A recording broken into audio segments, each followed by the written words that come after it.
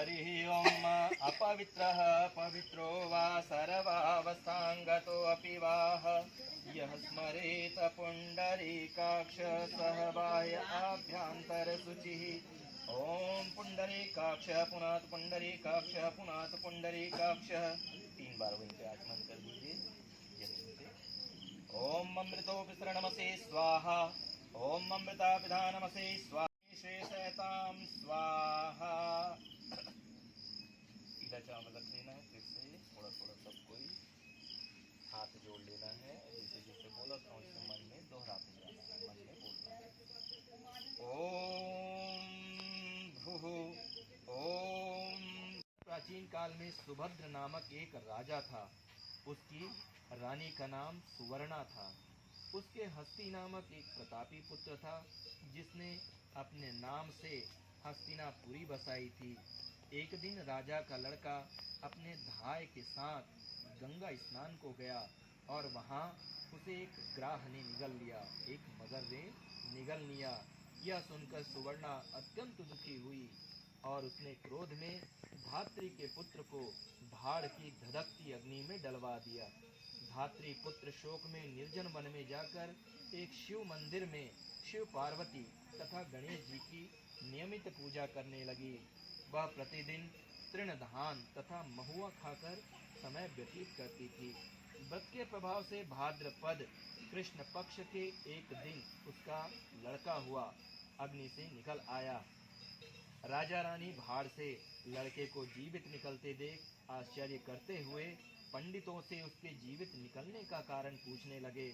तभी इस रहस्य को बताने के लिए शिवजी की आज्ञा से दुर्वासा ऋषि वहां आए। राजा रानी ने उनका स्वागत किया और लड़के के जीवित निकलने का रहस्य पूछा। दुर्वासा ऋषि बोले, हे राजन, इस धात्री ने वन में नियम पूर्वक श्रद्धा से भगवान शंकर, पार्वती, गणेश तथा स्वामी कार्तिकेय का पूजन किया है। इसके प्रभाव से ही इसका लड़का जीवित हो गया था। आप भी यह व्रत किया करें। राजा रानी दुर्वासा ऋषि को विदा करके ब्राह्मणों को साथ लेकर धात्री पुत्र के पास गए। उसको वहां कुश पर बैठ पलाश के नीचे शिव जी का पूजन करते देख तो उसे उसकी माँ धात्री से मिला दिया। धात्री ने राजा को बताया कि आपसे भयभीत होकर जिस दिन से मैं वन में आई थी तब से मैं केवल आयु भक्षण करते हुए भगवान शंकर, पार्वती, गणेश तथा कार्तिकेय के पूजन में लगी रहती थी। एक दिन रात्रि में शिवजी के स्वप्न में कहा कि तुम्हारा लड़का जीवित है क्योंकि तूने श्रद्धा सहित व्रत पूजन किया है। तुम्हारी रानी भी इस व्रत को करे, उसका लड़का भी मिल जाएगा तथा लड़के भी होंगे। यह सुनकर राजा रानी ने श्रद्धा भक्ति सहित व्रत को किया, जिसके प्रभाव से राजा का लड़का ग्राह के मुख से जीवित निकल आया। फिर व्रत के प्रभाव से राजा के और भी पुत्र हुए और उसके राज्य में सुख शांति फैल गई। उसके राज्य में अनावृष्टि, दुर्भिक्ष, महामारी सदा के लिए समाप्त हो गई। इन कथाओं को सुनकर देवकी ने नारद जी से तथा युधिष्ठिर ने श्री कृष्ण से पूछा कि इस व्रत का विधान क्या है। हे भगवान, इस व्रत का विधान बताइए। तब नारद जी ने देवकी से तथा श्री कृष्ण जी ने युधिष्ठिर से कहा कि भादो मास की कृष्ण पक्ष की पंचमी के दिन व्रत का संकल्प कर दिन में एक बार भोजन करें तथा छठ के दिन घर की सफाई कर आंगन को गोबर से लीप कर शुद्ध करें। नदी, तालाब या कुएं के जल से स्नान कर एक बार का धुला कपड़ा धारण कर सौभाग्य के समस्त श्रृंगार से सुसज्जित होकर दोपहर के बाद सुंदर स्थान पर गौ के गोबर से लीप कर चौक बनाकर हलषष्ठी माता की मूर्ति बनावें या कागज पर भैंस के घी में सिंदूर मिलाकर मूर्ति बनाकर पीढ़ा पर कुश या पलाश के पत्ते के आसन में स्थापित करें और पूर्व मुख होकर पूजा करें। पूजा के स्थान पर बच्चों के खिलौने तथा पोता रखें।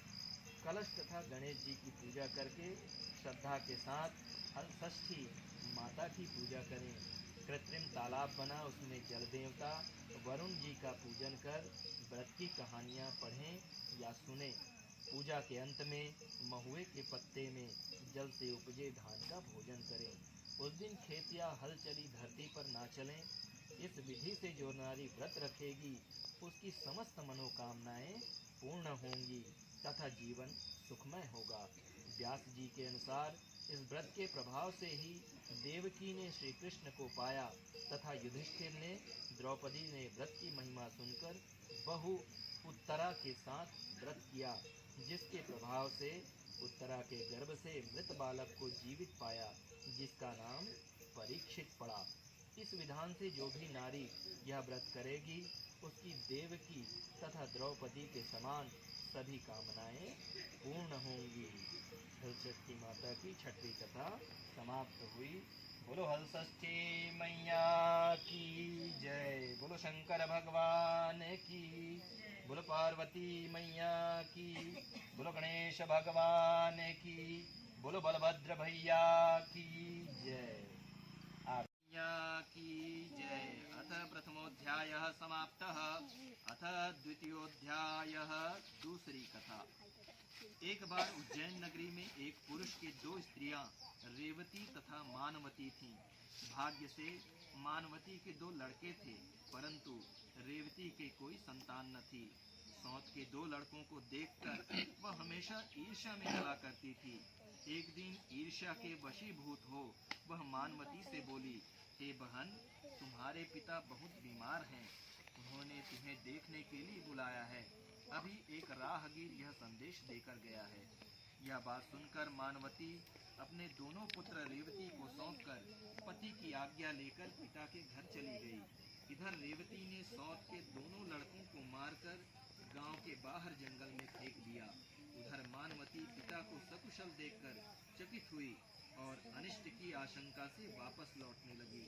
तब मानवती की माता बोली, हे बेटी, आज हलषष्ठी माता का व्रत है, अतः आज मत जाओ।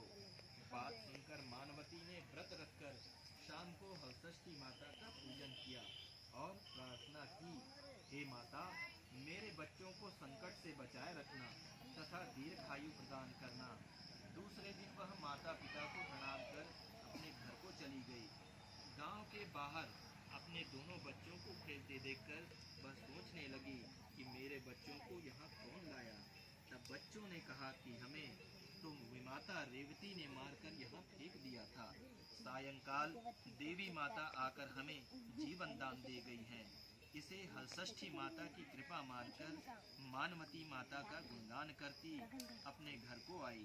गांव की सभी स्त्रियां यह सुनकर आश्चर्य करने लगीं और उसी दिन से सभी हलषष्ठी माता का पूजन और व्रत करने लगी। दूसरी कथा समाप्त हुई। बोलो हलषष्ठी मैया की जय। भगवान की जय। बोलो बलभद्र भैया की जय। ओम जय छठ माता तेरी जय हो छठ माता। जो कोई तुमको ध्यावत, जो कोई तुमको ध्यावत, सुख संपत्ति पाता। ओम जय छठ माता। बांझ को पुत्र हो देती, निर्धन को माया, मैया निर्धन को माया। श्रद्धा भाव से जिसने, श्रद्धा भाव से जिसने तुमको माँ ध्याया, होरी जय हो छठ माता। सादगी और सरलता तेरी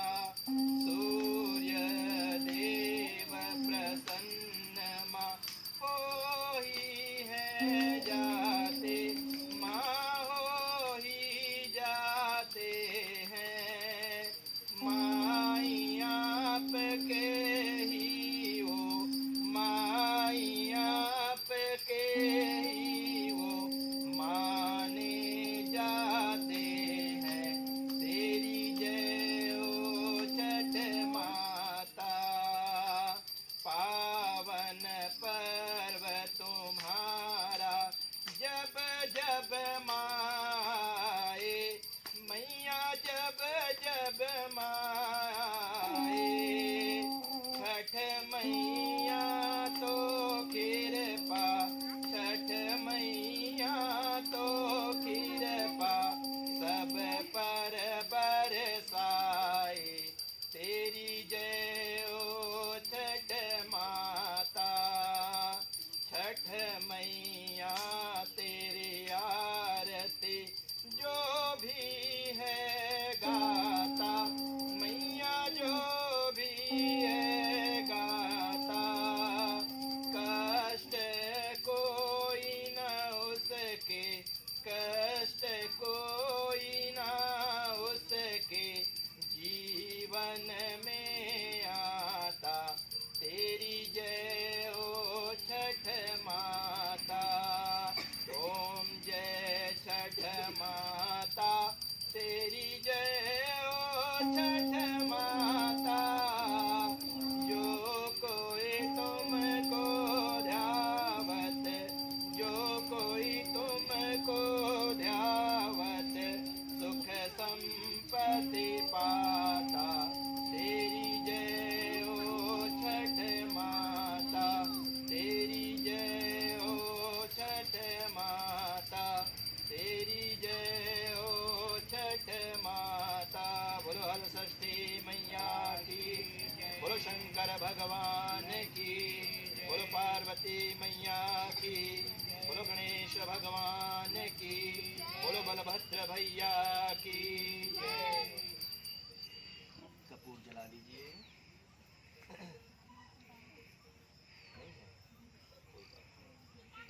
ओम कर्पूर गौरम करुणावतारम संसार सारम भुजगेन्द्रहारम सदा वसंतम हृदयारविंदे भवं भवानी सहितं नमामि, भवं भवानी सहितं नमामि। त्वमेव माता च पिता त्वमेव, त्वमेव बन्धुश्च सखा त्वमेव, त्वमेव विद्या द्रविणं त्वमेव, त्वमेव सर्वं मम देव देव, त्वमेव सर्वं मम देव देव। प्रदक्षिणा कर लीजिए। ओम हरे ओम यानि कानि च पापानि जन्म जन्मान्तरकृतानि च तस्य सर्वस्य नश्यन्ते प्रदक्षिणां पदे पदे। जयति मंगलाकाली भद्रकाली कपालिनी दुर्गा क्षमा शिवा धात्री स्वाहा सुधा नमोस्तुते। सर्वमंगलमांगल्ये शिवे सर्वार्थसाधिके शरण्ये त्र्यंबके गौरी नारायणि नमोस्तुते। आरती दिखा दीजिए, सबको आरती कर देंगे। आरती दिखा दीजिए, आरती ले लो, चलो ले लो तो बाकी सब लोग आरती दिखा दीजिए। आप मन पहले आरती ले लो, आरती दिखा दीजिए। सब मंदिर में आरती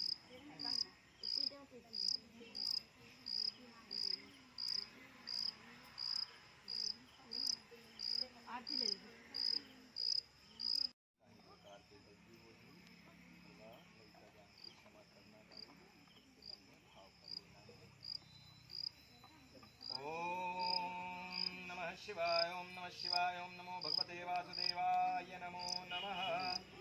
ओम हरि ओम आवाहनं न जानामि नैव जानामि पूजनं विसर्जनं न जानामि क्षमस्व परमेश्वरी। मंत्रहीनं क्रियाहीनं भक्तिहीनं सुरेश्वरी। यत्पूजितं मया देवी परिपूर्णं तदस्तु मे।